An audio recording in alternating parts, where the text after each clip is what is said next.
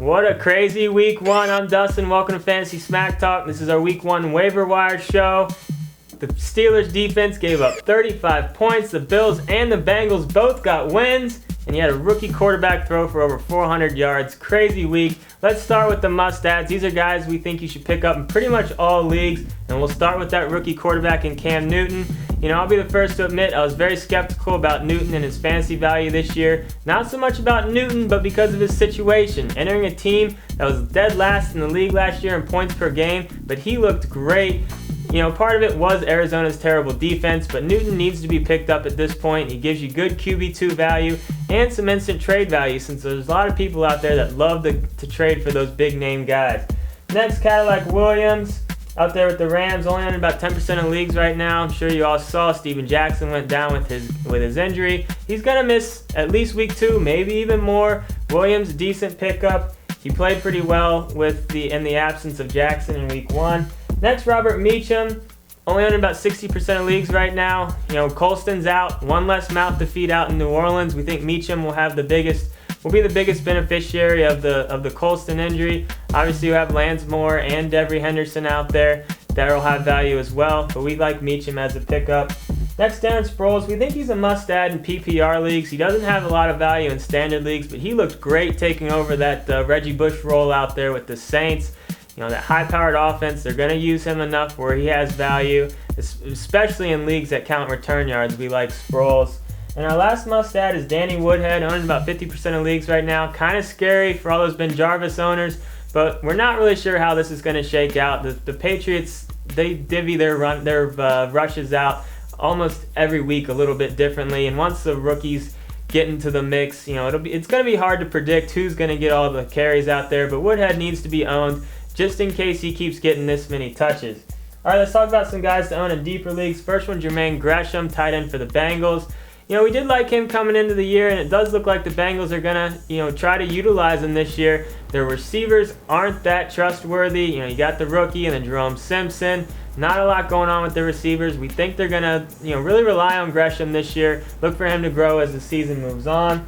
Next, Devery Henderson. Like I was saying before, one less mouth to feed out in New Orleans. We do like Devery Henderson as an ad. Another guy, Brandon Gibson, out there with St. Louis. Danny Amendola. The first report said he was out for the year. Now they're saying he might be back week 5. Either way, Gibson's going to have some value over at least the next month. You know, they still have Mike Sims-Walker out there, but that Rams passing attack is looking slim. It's not that pretty out there, but we do think Gibson will see an increased role with the Amendola injury. Next, we have an interesting guy in Brian Hartline. Very consistent last year. He's entering his 3rd year this year. He's off to a great start. Last year, though, didn't have a single game where he had less than 3 catches. We do like the consistency of Hartline. PPR leagues, he will have a little bit of value. You know, pretty much guaranteed 3 to 6 catches a week. And we like his upside moving on. Could be a nice wide receiver 4 for you. Maybe in wide receiver 3 if he can just keep on building and keep on progressing as a receiver. Moving on, Rex Grossman. Played pretty well against the Giants week 1. Good old sexy Rexy.